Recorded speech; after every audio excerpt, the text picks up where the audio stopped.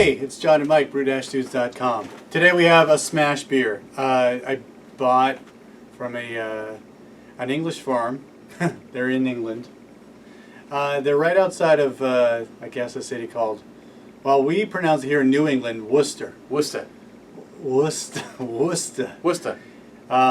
But it's Doc's Farm in England.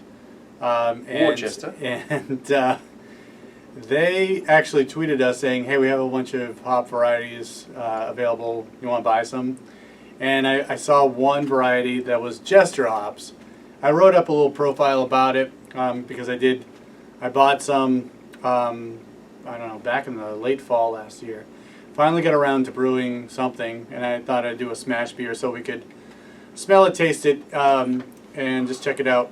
So the story about Jester hops, they have sort of American aromas and flavors. So think of your citrusy flavors that you'd get out of, say, I don't know, Cascade or any of the big 3C hops. And then also, you know, but it's also in English. I mean, you can't take the terroir of England out of the hop. So I don't know, it's not going to be a Pacific Northwest hop, but it has supposedly has the characteristics of Pacific Northwest American hops from an English style hop. So Jester hops, this is the SMaSH beer that I made from it. Michael, what do you think about it? And I can talk to you about, you drink it, tell me your thoughts, and then I'll tell you about the packaging that it came in. So the first aroma that I get, there's definitely like an earthy quality to it. Yeah. Like a somewhat musty quality to it. Almost a green onion thing to it. Yeah.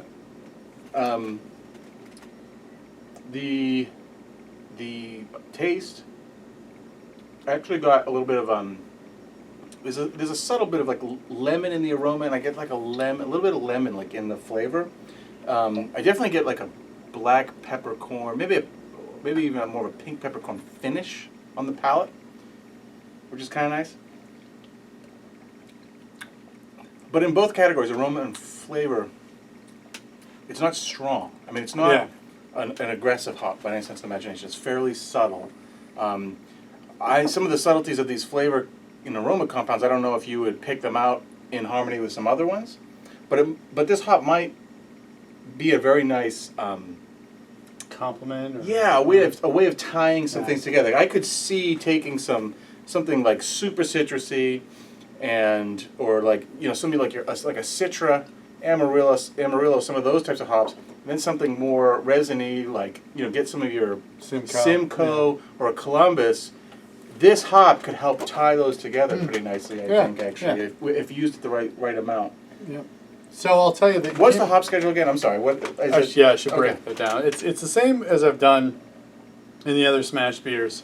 So this was just a 1 gallon batch, 2 pounds of I think I had pale malt, British pale malt, and then I just used 1 ounce of the hops, 1/4 of an ounce at the start of the boil, another 1/4 of an ounce at I usually do like a 30, 1 at 15, and 1 at flame up. Okay, you're right. So that's your standard SMaSH hop. Just to try to get QC, a full spectrum of flavors into the final beer. There's almost like an ash type of earthiness to it. So it came in a big foil pack. If you look at the posts, which I'll link to from this video, it came in a big foil pack.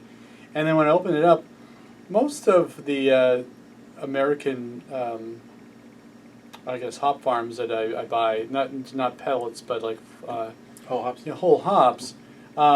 You know, they're usually just the cones. This had stems in there. Oh. This had everything. They just threw it in. Huh. So I wonder what their harvesting, separating equipment's like. Maybe as far as being a newer farm or a younger farm. Well, I don't know if it's a newer farm, but certainly like they're getting this out there. Yeah. So having the equipment to do it a certain way, make some investments after. Yeah. So I didn't separate anything. I just put it in. Threw it in. But I know from my own hop harvesting I mean, I'm a much smaller scale because Sure, I'm yeah. doing it by hand. I'm only pulling cones off the binds and drying those, and that's what goes into my brew kettle. But I don't know if that makes a difference. I don't know. I would expect it to be more vegetal. Maybe Yeah. is that maybe the earthy quality we're getting? I don't Maybe. know. Anyway, a shout out to Stock Farms. Yeah, really. And Jester hops, and if you're looking for something different, maybe a little more specific, I don't know, craft. It's hard to say. It's not like you're buying, UK hops from your homebrew store. Yeah. Not sure where they come from. Yeah.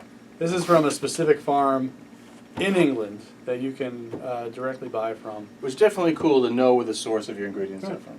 I mean, as much, Yeah.